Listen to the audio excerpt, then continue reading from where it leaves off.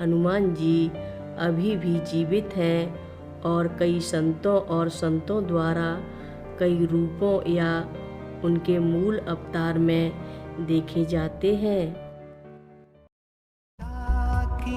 सलिल चंदन चर्चिताय नंदीश्वर प्रमथनाथ महेश्वराय मंदार पुष्प बहु पुष्प सुपूजिताय तस्मै मकाराय नमः शिवाय।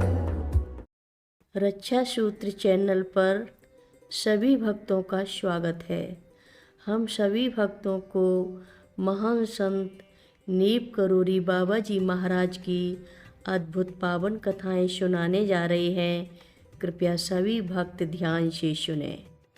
इससे पहले अवतार का जन्म और महाराज जी और हनुमान अध्याय के बीच मैंने युगों के बीच कुछ दिव्य समकालिकता विष्णु कल्कि के अंतिम अवतार की भविष्यवाणी और महाराज जी के जन्म का उल्लेख किया था।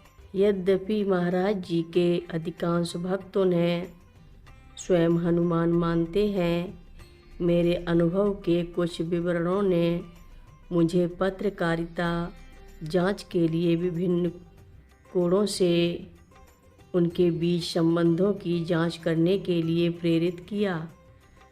मुख्य कारणों में से एक यह है कि मुझे हनुमान और महाराज जी के बीच थोड़ा सा द्वंद्व लगता है और संदेह है कि वे एक जैसे होने के बजाय दोस्तों की तरह निकटता से जुड़े हुए हैं, जैसे वह मेरे पूर्ण स्पष्ट सपने में दर्शन देते हैं।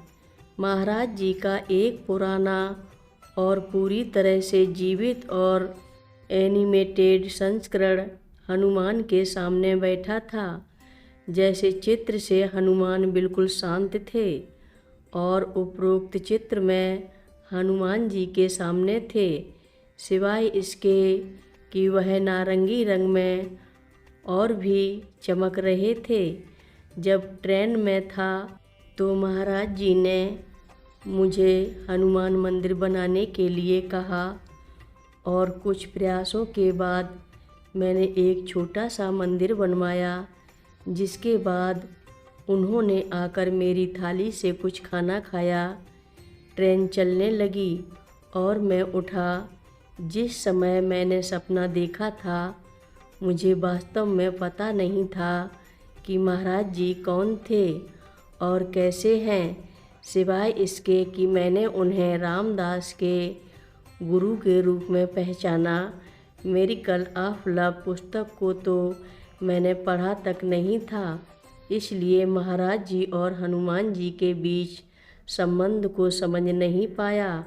इसके अलावा मैं तब एक जिद्दी नास्तिक था।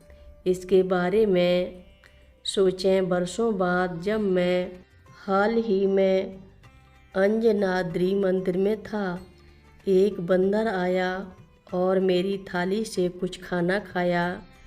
जब वह बंदर हनुमान चालीसा गाते हुए मेरे दाहिने कंधे पर बैठ गया, वह बंदर भारी डील डॉल वाले शरीर का था। उस बंदर को देखते ही मैं घबरा गया और मेरी आंखें बंद हो गईं। जब मैंने आंखें खोलीं तो मैं क्या देखता हूँ कि एक संत महात्मा कंबल ओढ़े मेरे सामने खड़े हैं। महाराज जी को देखकर मैं नतमस्तक हो गया और मेरे अच्छे दिन आ गए। मुझे एक अच्छा इंसान बना गए। मनुष्य के बीच एक अमर शंकर, बानर, अंजना और केसरी की जैविक संतान शिव की ऊर्जा और वायु वैदिक पवन देवता का बीज है। इसके अलावा उन्होंने ऐसे वरदान मिलते हैं जो उनकी सिद्धियों या दैवीय शक्तियों को बढ़ाते हैं। अपने पिछले जीवन में हनुमान जी की माँ पुंजिकस्थला थीं और उन्हें अगले जन्म में एक मादा बंदर बनने का श्राप मिला था। एक श्राप केवल तभी समाप्त हो सकता है जब उन्होंने शिव के अवतार को जन्म दिया हो। उसने अंजना के रूप में पुनर्जन्म लिया और शिव को प्रसन्न करने के लिए कई यज्ञ किए, जिससे अंततः उसे वह वरदान मिला। हनुमान को बल, शक्ति, ऊर्जा, ज्ञान, सेवा और भगवान की शक्ति का आदर्श माना जाता है। इसलिए धार्मिक शास्त्रों में उन्हें सकल गुण निधान भी कहा गया है। सीधे शब्दों में कहें, भगवान हनुमान अमर हैं। गोस्वामी तुलसीदास जी ने हनुमान चालीसा में लिखा है, चारों जुग प्रताप तुम्हारा, है प्रसिद्ध जगति उजियारा। इस पंक्ति से स्पष्ट है कि भगवान हनुमान हर युग में ब्रह्मांड की रक्षा के लिए किसी न किसी रूप में जीवित हैं। हनुमान और राम के बीच अपार भाईचारा, प्रेम और शक्ति है। रामायण की घटनाओं के दौरान उनकी नियत मुलाकात का परिणाम था, लेकिन हमें यह याद रखना होगा कि इस समय वे भौतिक शरीर में पैदा हुए थे। विष्णु ने मानव शरीर में श्री राम के रूप में जन्म लिया था। भगवान राम ने हनुमान जी को चिरंजीवी, कलयुग के अंत तक अमर होने का वरदान दिया था। राम ने स्वयं हनुमान से कहा, मैं आपका बहुत ऋणी हूँ।